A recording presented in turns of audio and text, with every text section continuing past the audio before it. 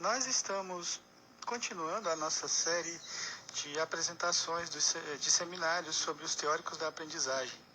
E hoje nós vamos apresentar Kurt Lewin. Talvez você já tenha escutado expressões como dinâmica de grupo, pesquisação, teoria de campo. Todas essas expressões, todas essas teorias, elas estão ligadas à figura deste homem. Quem foi Kurt Lewin? Eu quero aqui fazer uma ressalva, que a preferência por chamá-lo Kurt Lewin é por uma questão de soar mais agradável ao ouvido, embora alguns o chamem Kurt Lewin. Ele é uma questão de preferência, Chame-o como desejar, porque para nós o que importa é se Lewin ou Lewin. O que importa para nós é a sua obra. E ele não está aqui para questionar esse fato. Então, de acordo com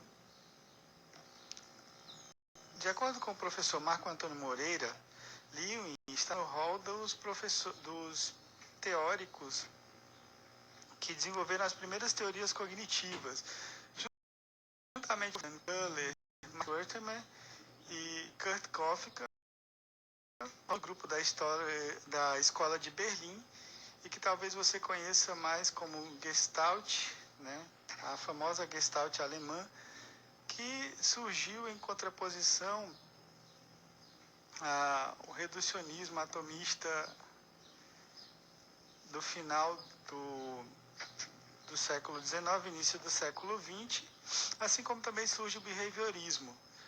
Então, Lewin tem um papel central no desenvolvimento dessa teoria, e Lefrançois nos diz que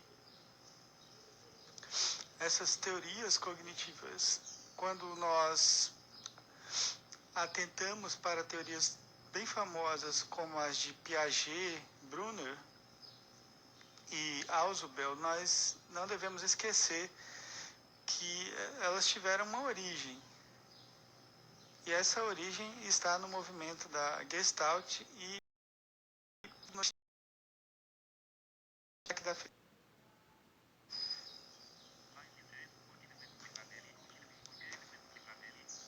então, ele deve ser lembrado. Segundo os especialistas, Lewin é um dos psicólogos que deixou uma das heranças mais importantes para as ciências do comportamento e relações humanas.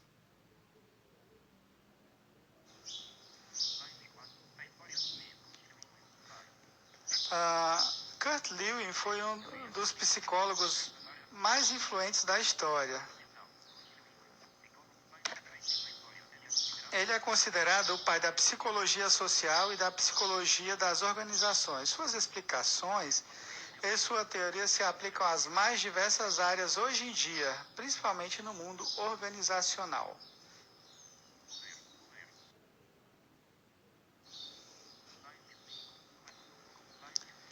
Então vamos falar aqui sobre alguns aspectos da vida de Lewin. É importante que antes de conhecermos as teorias, a pessoa tem importância para nós, porque graças a essa compreensão nós vamos entender suas escolhas teóricas e metodológicas.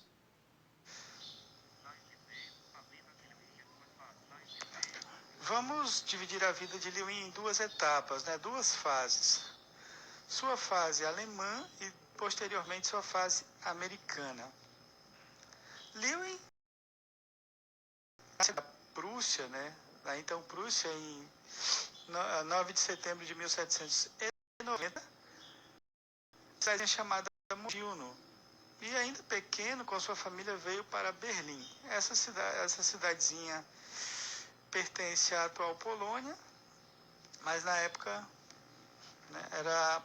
chamava-se Prússia. E aí Lewin vem para Berlim quando pequeno com a sua família.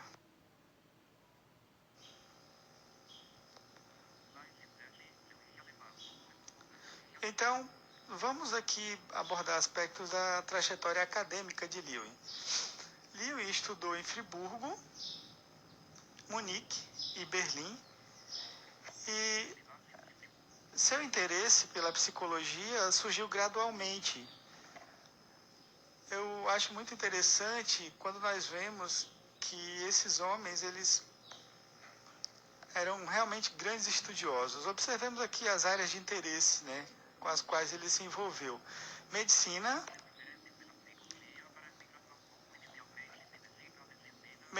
biologia, química e física. Depois filosofia e finalmente prepara uma tese de psicologia. Obteve um doutorado em filosofia pela Universidade de Berlim em 1914.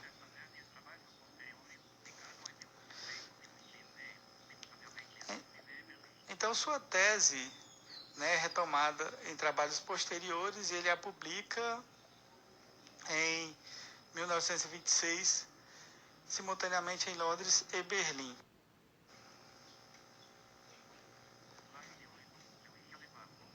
Então, ainda dentro da fase germânica de Lewin,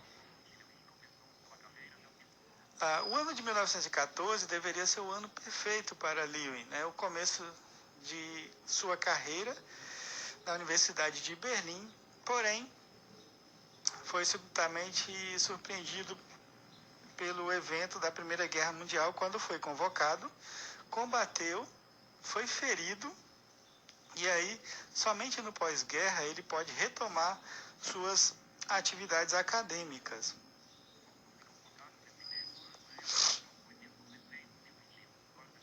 Em 1921, ele torna-se professor assistente, professor auxiliar da Universidade de Berlim. E aqui, essa época, é uma época muito interessante para Lewin. Finalmente, ele pôde ter contato mais próximo com os teóricos da Gestalt. Ele trabalha com Max Wertheimer e Köhler e Kafka, e também se interessa por essas teorias e passa a desenvolver seus trabalhos com base na teoria da Gestalt. Embora Marco Antônio Moreira apresente distinções entre o que entendia Lewin sobre aprendizagem, sobre comportamento humano, em alguns aspectos distintos da Gestalt, mas também Moreira o coloca entre os 4 principais nomes dessa corrente teórica.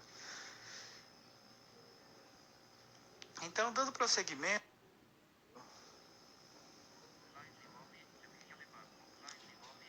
nós temos aqui a continuidade dessa fase alemã da vida de Lewin. Em 1926, ele torna-se professor titular. Antes era professor auxiliar, agora professor titular da Universidade de Berlim. Esse é um status que ele conserva até 1933, né, quando os nazistas tomam o poder. E aqui nós temos um traço, né, das convicções políticas de Lewin. Lewin era um fervoroso ativista do socialismo e acreditava que na combinação de socialismo e psicologia, né, poderia traçar um caminho para um mundo mais igualitário, um mundo mais justo.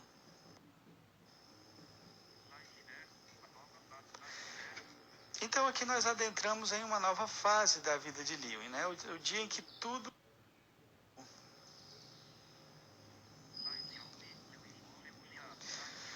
De professor titular, Lewin passa agora a ser um refugiado. Outro aspecto biográfico de Lewin, não sabemos se por fé, né, ou princípio de fé, ou apenas por etnia, Lewin era judeu. E como judeu, não teve vida fácil quando os nazistas tomaram o poder. Então, em 1933, Kurt Lewin, que era judeu, tem 24 horas para deixar a Alemanha, né? Segundo biógrafos, ele não foi para um campo de concentração porque teve de pagar uma multa e uma senhora multa. Então ele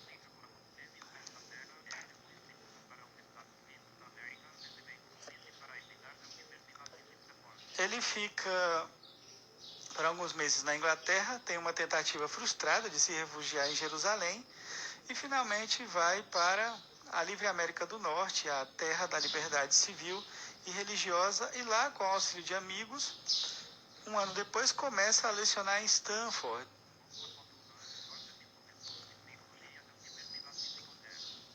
E aí, em seguida, ele torna-se professor de psicologia em Cornell.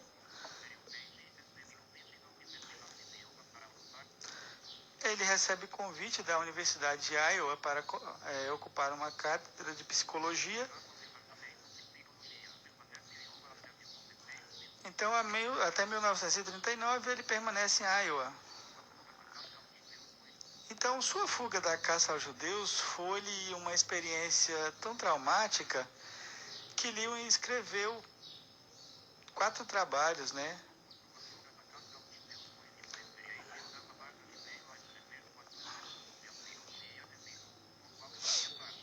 Aí ele escreveu 4 trabalhos sobre a psicologia desse grupo, né, do qual fazia parte.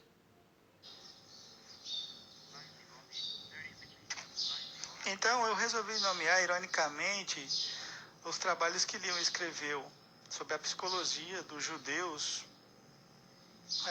Ironicamente, eu nomeei de Série Sentindo na Pele. Então, vejamos.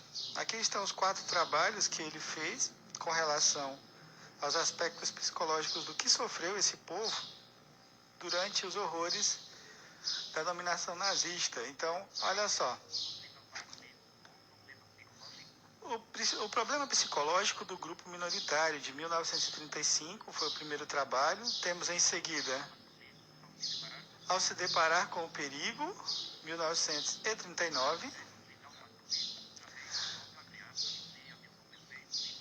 Trazendo à tona a criança judia, 1940. E em 1941, auto-ódio entre os judeus. Então aqui é a série Sentindo na Pele, que Lewin escreveu, né, após a sua chegada na América e em virtude dos traumas que sofreu pelas perseguições nazistas.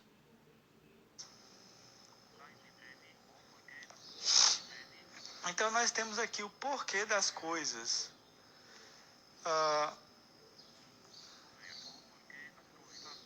As discriminações, as injustiças às quais eles e os seus foram submetidos pelos nazistas nos últimos meses em que Lewin viveu na Alemanha, o traumatizaram de tal forma que fez com que Lewin procurasse compreender e interpretar cientificamente o que sofreu. Seres humanos que, pelo simples fato de pertencerem a um determinado grupo étnico, viveram a insegurança permanente das variações do clima político das comunidades humanas nas quais procuram se integrar. Foram esses estudos que vieram mais tarde a dar origem à sua teoria e conceitos acerca das minorias. Então veja, uma coisa ligada à outra. Por isso é importante conhecer esses aspectos biográficos e aí nós vamos entender bem seus caminhos teóricos e metodológicos. Então, os trabalhos que Lewin fez sobre os aspectos psicológicos dos judeus em face do que sofreram, né, foram o pontapé inicial para suas teorias e conceitos acerca das minorias.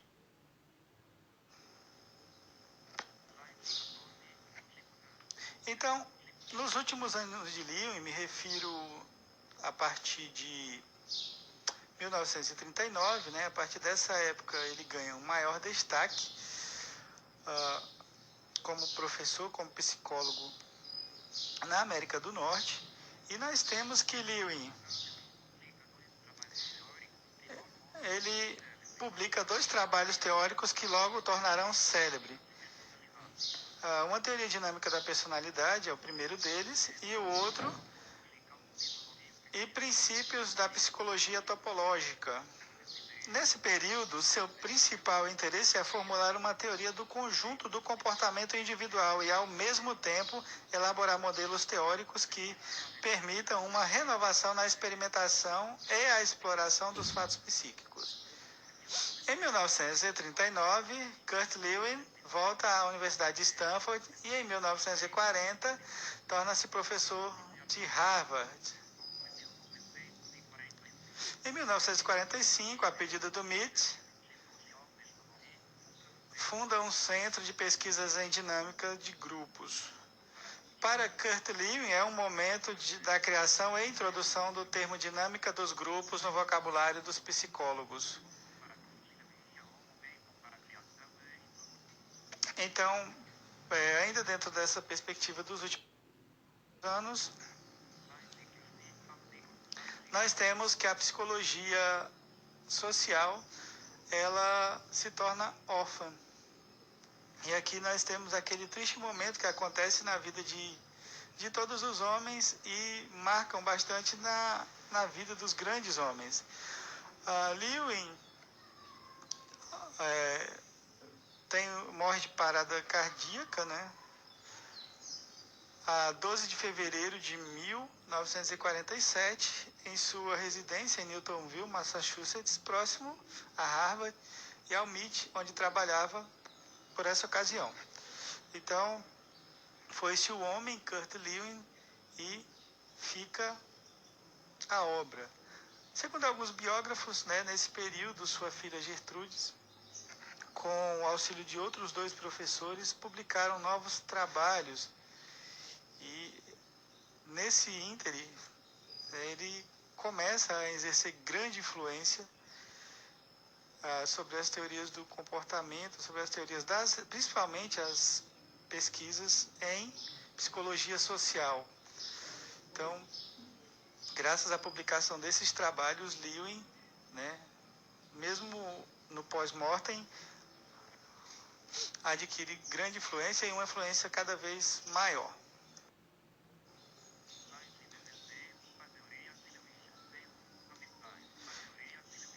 Então, nós temos aqui o homem ficando no passado e os feitos para a posteridade. Lewin e sua teoria e alguns conceitos fundamentais é o que vamos abordar a partir desse momento.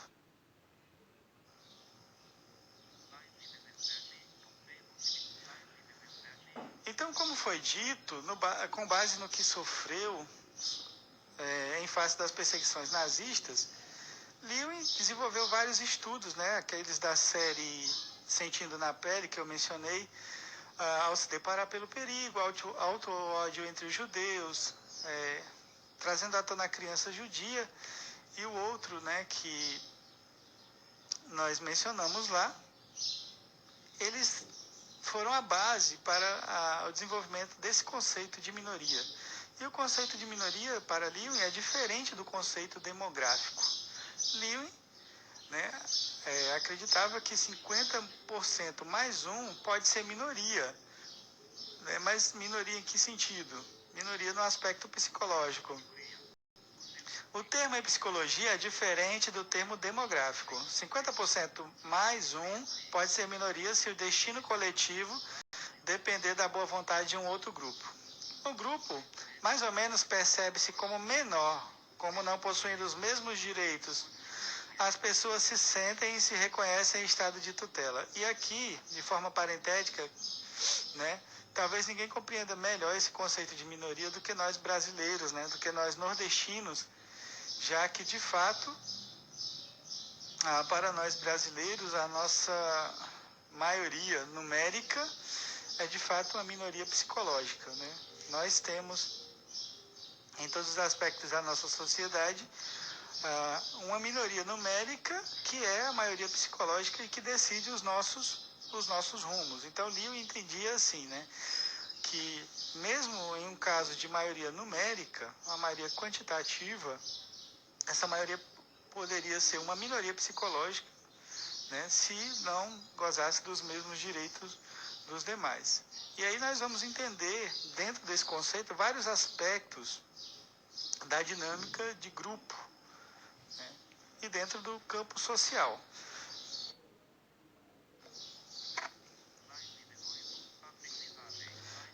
E temos aqui agora um outro aspecto fundamental da teoria de Lewin. Lewin entendia que a aprendizagem ela tem 4 dimensões. Se a aprendizagem é uma mudança no comportamento do indivíduo, essa mudança, essas modificações, ela atingem 4 esferas. Primeiro, nós temos a mudança na esfera cognitiva, e aqui é importante ressaltar que esse aspecto um rompimento total com a questão do behaviorismo simples e puro. Lewin se preocupava com a dimensão cognitiva, assim como os demais da Gestalt. E o segundo aspecto são as modificações na motivação, Não apenas estímulo e resposta, mas Lewin entendia a motivação do comportamento humano dentro de uma esfera, dentro de um campo, que nós vamos abordar aqui a pouco, de um conceito derivado da física. Lembra que nós falamos lá no início, dos seus estudos na física? Desde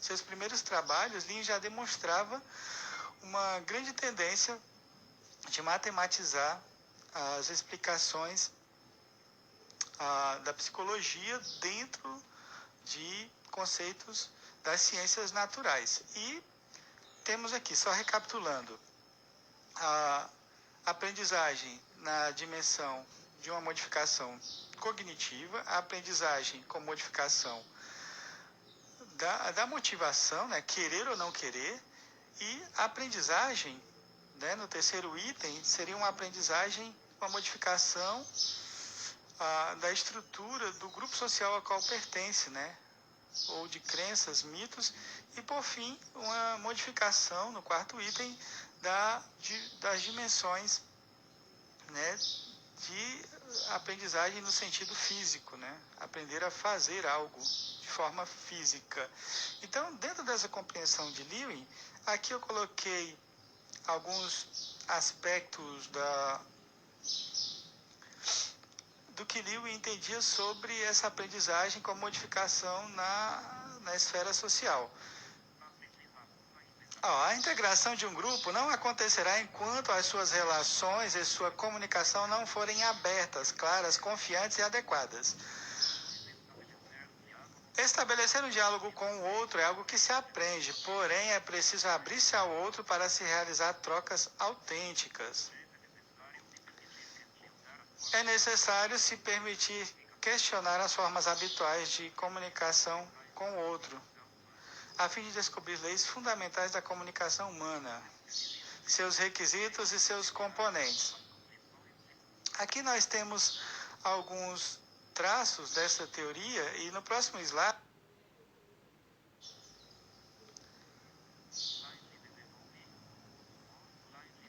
eu coloquei alguns itens, eu não vou ler para nós ganharmos tempo, mas todos esses aqui tratam dessa dimensão da modificação dentro do grupo social, dentro do conceito de aprendizagem de Lewin. Então, você fica à vontade para ler, e vamos avançar para os demais slides. Aqui só alguns itens para que você... Existe uma distância e diferença que alguém tem de si e a imagem que os outros têm dele. É necessário criar uma abertura para que os integrantes possam questionar sua imagem de si, tomar consciência da imagem que apresentam, aceitar ou pelo menos tolerar não serem percebidos tal qual são. A ativação de si deve atender à aceitação incondicional de si. Então, isso aqui é muito interessante. Vocês podem ler essas informações e vão entender um pouco dessa aprendizagem na dimensão social.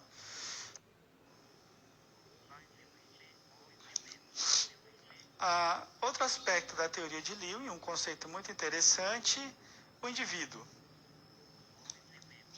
Toda a teoria de Kurt Lewin é inicialmente estruturada ao redor do indivíduo. As atitudes coletivas são caracterizadas por ele como partes de uma situação.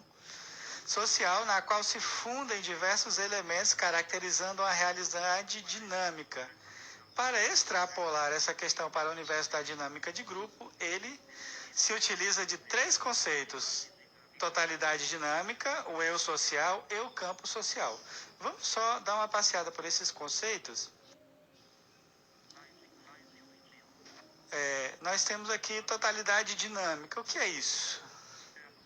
É a noção fundamental da dinâmica de grupos e diz que todo conjunto de elementos interdependentes constitui uma totalidade dinâmica.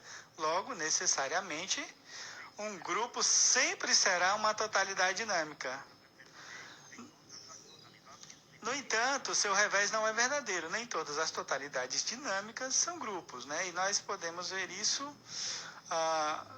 se exemplificarmos a mente humana. A mente humana é uma totalidade dinâmica, mas não necessariamente é um grupo.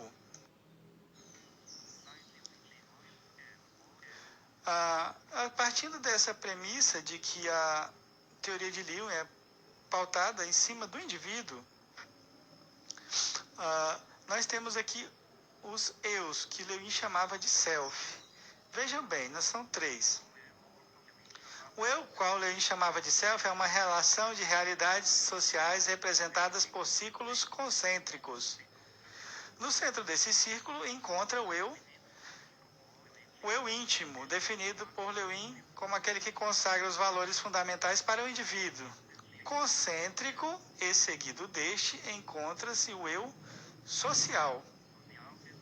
Este, por sua vez, engloba os sistemas de valores que são partilhados por certos grupos, classes profissionais. E, por fim, na periferia, encontra-se o eu público. Ao contrário do eu íntimo, fechado, este é o eu aberto, superficial.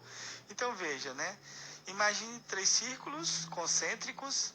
O círculo central, o eu íntimo, né? Aquele que consagra os valores para o indivíduo, ou seja, sua interpretação própria da realidade.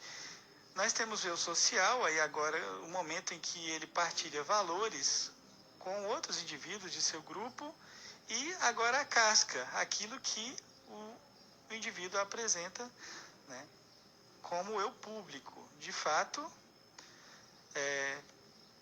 Lewin apresentava esses três círculos concêntricos como o eu que cada um de nós tem.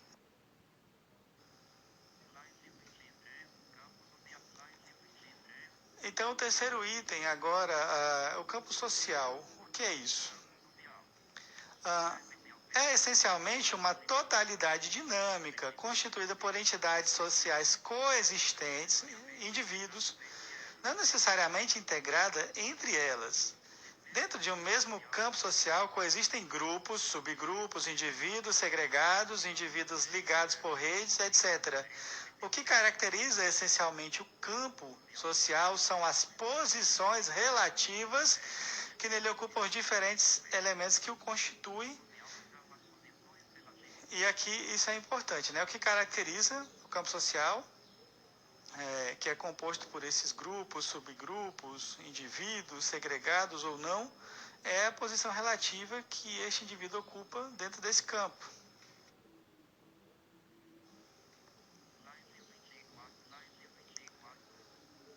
Vamos lá, ainda dentro dessa perspectiva, hipóteses acerca da dinâmica dos pequenos grupos, mais o conceito de Lewin, baseado naquela ideia das minorias, a ideia dos grupos e como isso funciona dentro de um campo social. O grupo constitui a base ou terreno no qual o indivíduo se mantém. Esse terreno pode ser firme ou frágil, sólido ou fluido. Tudo depende da participação social e integração do indivíduo com o grupo. O indivíduo utiliza-se do grupo como instrumento para satisfazer suas necessidades psíquicas ou aspirações sociais. Então, note isso. Cada detalhe desse é bastante importante para a compreensão do pensamento de Lewin. O grupo é uma realidade do indivíduo, independentemente de sua posição no grupo. mesmo para aqueles que se sentem ignorados, rejeitados ou isolados. Necessariamente, tudo, simplesmente tudo que afetar o grupo irá afetar de alguma maneira o indivíduo também. O grupo é um dos elementos ou determinantes do espaço vital do indivíduo. É no espaço vital que se dá a existência da evolução do indivíduo. E o grupo é um setor dentro desse espaço. Então aqui aparece outra palavrinha-chave na teoria de Lewin. Espaço vital. O grupo é um dos elementos ou determinantes do espaço vital do indivíduo. É no espaço vital que se dá a existência da evolução do indivíduo. E o grupo é um setor dentro desse espaço. Certo? Então, compreender isso também é muito importante para nós avançarmos dentro da...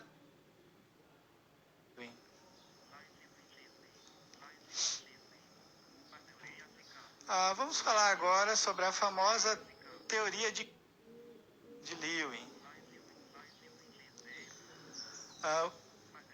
A teoria de campo diz que o comportamento C de um indivíduo é percebido como uma função F das interações psicológicas da pessoa, representado por P, que são diferentes de pessoa para pessoa, com o meio ambiente externo a ela. Então, dentro daquilo que nós compreendemos dos eus, né, o eu íntimo, o eu social e o eu público, nós temos aqui que o comportamento, né, o comportamento é percebido como uma função das interações psicológicas da pessoa, que são diferentes de pessoa para pessoa. Então, compreender, né, o comportamento de cada pessoa, na verdade, entender o comportamento da pessoa dentro do grupo, né, foi descrito por Lewin nessa teoria, dentro daquele conceito de usar, né, a matematização ou princípios das ciências naturais para conceituar suas ideias. Então, o comportamento, né, é uma função das interações do indivíduo com o ambiente. E isso varia de indivíduo para indivíduo. Ainda dentro desse conceito da teoria, olha aqui. Essa teoria explica como um mesmo objeto não é percebido. Só um instante, deixa-me repetir aqui que preciso aqui com... Estou igual o Homem de Ferro conversando aqui com aquela voz. A voz dele é o Jarvis e o meu é o Jaws, né? Só que eu sou de papelão, ele é de ferro. Essa teoria explica como um mesmo objeto não é percebido da mesma maneira por cada indivíduo. Ou seja, este se comporta de acordo com suas percepções e não necessariamente de acordo com a sua realidade. Então nós temos aqui esse aspecto muito importante da teoria de Lewin, né? Por que que os indivíduos reagem diferente diante de determinadas situações? É justamente por esse princípio da teoria de campo, né? Aquela abrangência dos eus, as relações do espaço social do indivíduo, né? E o ambiente. Tudo isso influenciam de forma diferente a cada pessoa.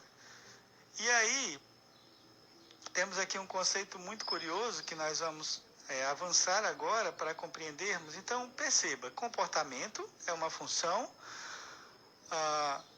das relações da pessoa com o meio, né, com o ambiente no qual ela está inserida. Invariavelmente, o comportamento vai ser diferente disso.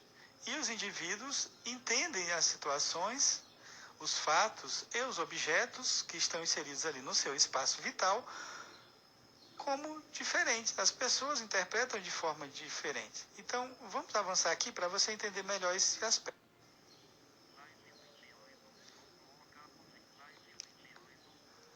Temos aqui, o campo dinâmico é a totalidade dos fatos que coexistem no meio de um indivíduo e que são interdependentes entre si. Então, esse conjunto de aspectos, né, ele tem o caráter de um campo dinâmico. E esse campo dinâmico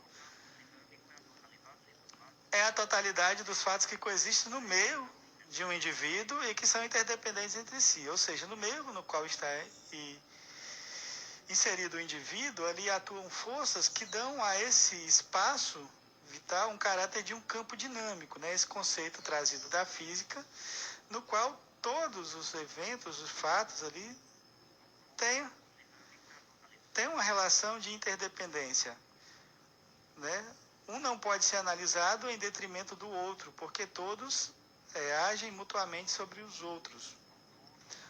O comportamento é o conjunto dos fatos que compõem o campo em um dado momento. Então, note bem, meu comportamento é o conjunto dos fatos que compõem o nosso campo psicológico, esse campo dinâmico, em um dado momento. A análise do campo deve ser feita inicialmente considerando a situação em sua totalidade de forma dinâmica e não em função de cada um dos seus elementos. E aqui, né, aquela noção do todo, derivada da Gestalt, que dizia, né, segundo os pioneiros da Gestalt, que a soma das partes, né, o conceito que eles chamavam de supersoma, ela é mais do que a soma das partes, ela é mais do que o todo é mais do que a soma das partes. E Lewis entendia um pouquinho diferente. Olha, não é que é mais do que a soma das partes, é diferente da soma das partes. Então, vamos continuar a nossa exposição. Aqui chegamos à famosa compreensão do que seria o espaço vital. O conceito de campo mais a ideia de totalidade é o que formam o espaço vital do indivíduo, que é definido como conjunto de fatores, observem bem, é o conjunto de fatores mutuamente interdependentes que fazem parte da experiência psicológica do indivíduo. Dentro do espaço vital se representa todas as relações e acontecimentos que são psicologicamente relevantes para uma pessoa. Certo? Então esse aqui é o conceito de espaço vital. Dentro dele se representa todas as situações, eventos e coisas e tudo mais que você possa imaginar que sejam psicologicamente relevantes para o indivíduo. E aqui entra um elemento importante da teoria de Lewin. Para que esses eventos e fatos sejam importância, tenham relevância para influir no comportamento de um indivíduo, eles têm necessariamente que fazer parte da consciência, ele tem que ter consciência daquilo. Né? Ele não é influenciado de forma inconsciente no sentido de não ter noção daquilo. Né? Tudo que exerce influência sobre a motivação do comportamento do indivíduo é algo do qual ele tem consciência, mesmo que ele não entenda.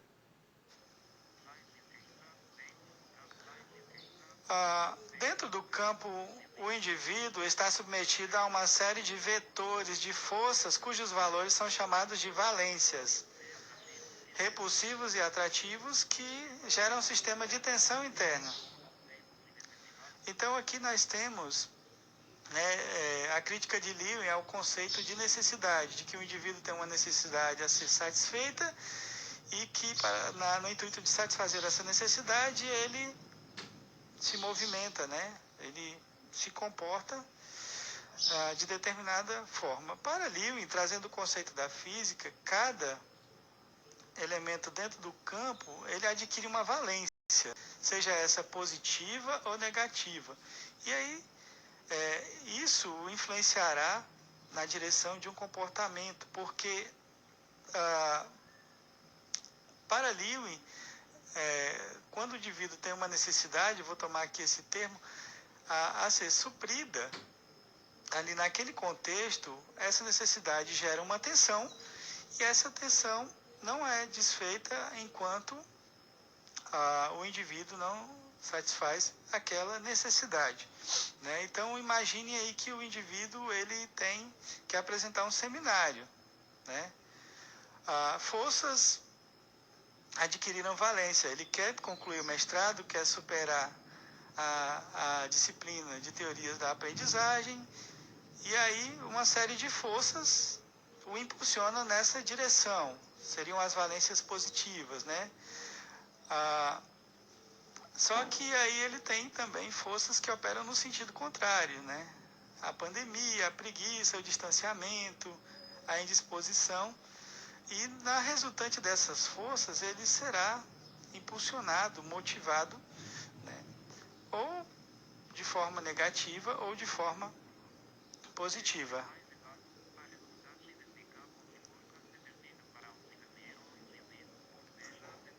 Então, meu amigo e minha amiga, né, não sei que tipo de forças estão atuando aí no seu campo dinâmico, dentro do seu espaço vital, mas espero que a resultante delas te encaminhe para a apresentação do seu seminário, né, e resolva esse conflito, essa tensão aí na tua mente.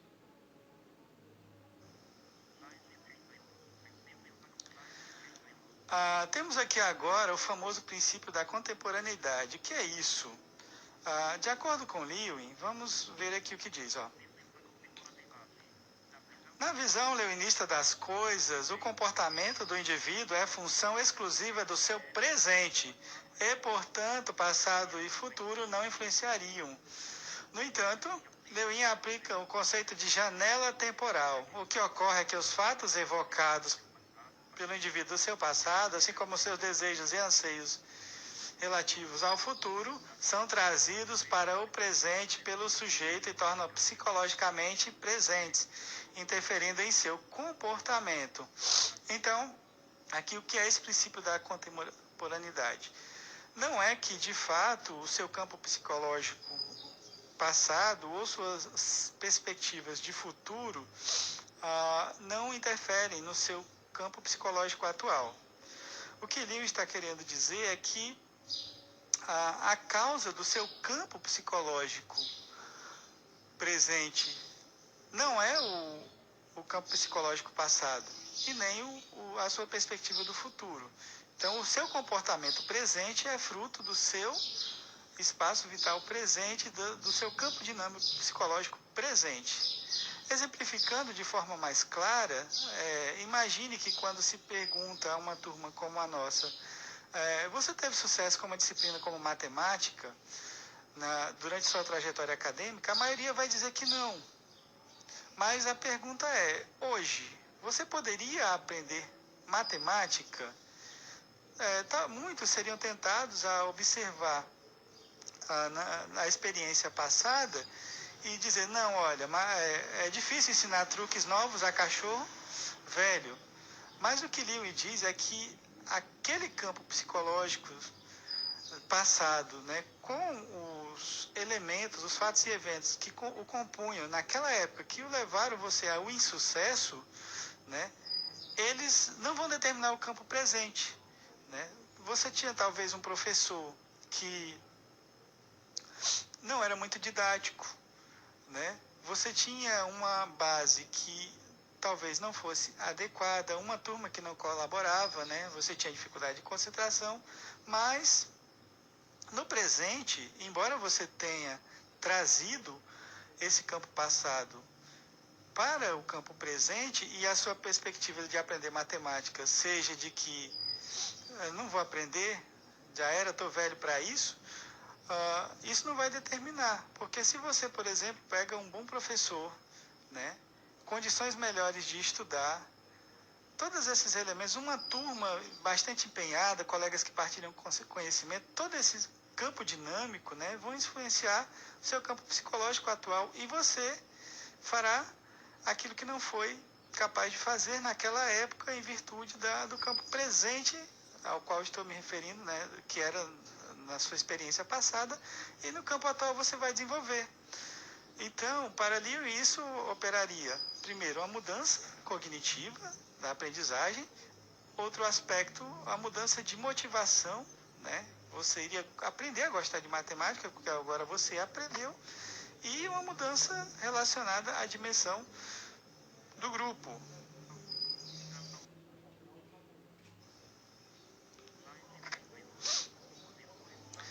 Então, suposições fundamentais da teoria de Lewin.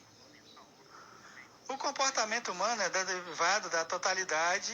Perdão, vamos aqui interagir aqui com a minha armadura. O comportamento humano é derivado da totalidade de fatos coexistentes. E aqui, olha só, a totalidade de fatos coexistentes, né? O comportamento humano, repetindo, é derivado da totalidade de fatos coexistentes. Esses fatos coexistentes têm o caráter de um campo dinâmico, no qual cada parte do campo depende de uma inter-relação com as demais outras partes. Então, isso aqui sintetiza tudo que nós falamos até então. Seu campo dinâmico atual, ele vai ser fruto dessa interdependência dos elementos no seu campo psicológico presente. Você, de fato, irá ter um desempenho melhor em matemática e outra disciplina, dependendo, ou em qualquer outra área, dependendo do seu campo psicológico presente. Então, meu amigo e minha amiga, seu caso não é sem juízo.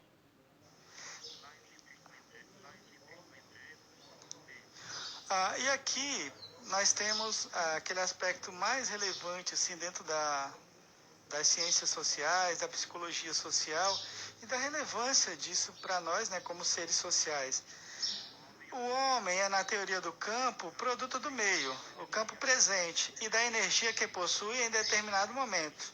O ambiente psicológico ou comportamental é o ambiente tal como é percebido e interpretado pela pessoa. Mais do que isso, é o ambiente relacionado com as atuais necessidades, entenda-se aqui tensões, do indivíduo.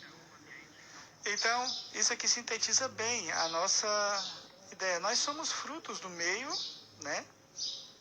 E o mundo que você conhece, de fato, é uma representação desse mundo dentro da sua cabeça, dentro da sua mente. Então, não necessariamente isso vai corresponder à realidade, Então, os indivíduos se comportam de forma diferente em determinadas situações e a compreensão disso é fundamental para o ambiente escolar ou para qualquer outro ambiente que envolva a aprendizagem, porque entender as diferenças entre os indivíduos e a forma como eles se apropriam do mundo, é fundamental para trabalhar sobre as tensões e necessidades de cada indivíduo, Então, essa contribuição é magnífica na obra de Lewin para que nós possamos fazer essa análise do campo psicológico de cada indivíduo, Muitos professores, foi até questionado isso em nossas últimas aulas, de que tem a tendência de nivelar, e esse é o problema do nosso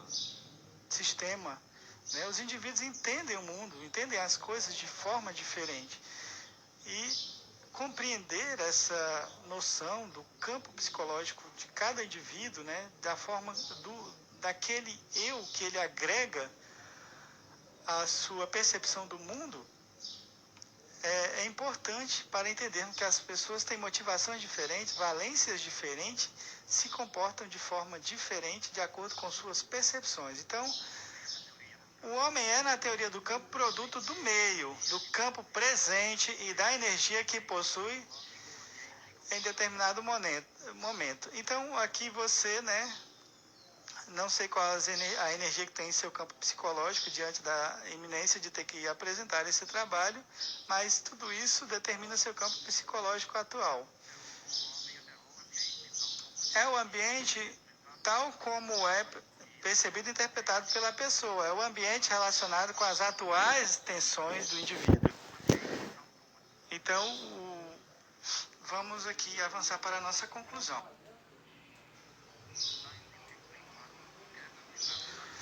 Então, olha só, finalmente aqui nós temos a questão da famosa queda de braço. Alguns objetos, pessoas ou situações podem adquirir valências no ambiente psicológico, determinando um campo dinâmico de forças psicológicas. Os objetos, pessoas ou situações adquirem para o indivíduo uma valência positiva quando podem ou prometem satisfazer necessidades ou tensões do indivíduo. E aí você pode ter uma noção abrangente dessa compreensão de Lewin. Então, o que nós podemos sintetizar de tudo isso? Essa teoria é, sim, importante. ela é sim uma teoria que fala do comportamento, mas é a base da teoria cognitiva e me encanta o fato dela ser baseada na interação do indivíduo em dois aspectos. Somos seres sociais e nós agimos e interagimos, né, sobre e com o mundo constantemente. E todas essas coisas têm influência sobre o nosso comportamento. Nossas crenças, os mitos, né, os nossos anseios, nossos desejos, tudo isso forma um campo dinâmico, um campo psicológico que direcionará o nosso comportamento e atuará naquelas dimensões que nós mencionamos. As 4 dimensões da aprendizagem para Lewin, né? A mudança cognitiva, a mudança motivacional, a mudança no grupo social, porque o indivíduo se mantém única e exclusivamente dentro desse grupo, é o terreno sobre o qual ele está, né? E os fatos e eventos dentro desse campo o impulsionam de forma invariável. Então, quer ele se sinta agregado, integrado, né, incluso ou excluso, ele faz parte daquele grupo e tudo que afetar o grupo o afetará dentro desse campo psicológico. Então, Lewin tem uma grande importância e ele se situa exatamente na transição, né, daquelas teorias puramente comportamentalistas que mais nivelam o homem aos animais do que ao Homo sapiens, e Lewin agora não, ele dá esse aspecto, né, novo para essa ideia da aprendizagem, embora ele seja hoje muito conhecido dentro do conjunto das organizações, dinâmica de grupo, mas Lewin sim tem um papel fundamental para a aprendizagem, sobretudo que estamos falando no âmbito escolar, porque ele contribui de forma categórica, né, apresentando aos professores que se eles não criarem uma atmosfera, né, se tudo ali não colaborar, né, muitos ficarão para trás nesse caminho. Né? E aí é o desnivelamento que realmente não convém. Todos compreendem e se apropriam do mundo de maneira diferente. Né? E é importante ao professor, é importante aqueles que trabalham com aprendizagem humana compreenderem isso e se valerem dessas propriedades da mente humana enunciadas por Lewin. Então, aqui estão as contribuições de Lewin e espero que tenha sido claro em minha exposição.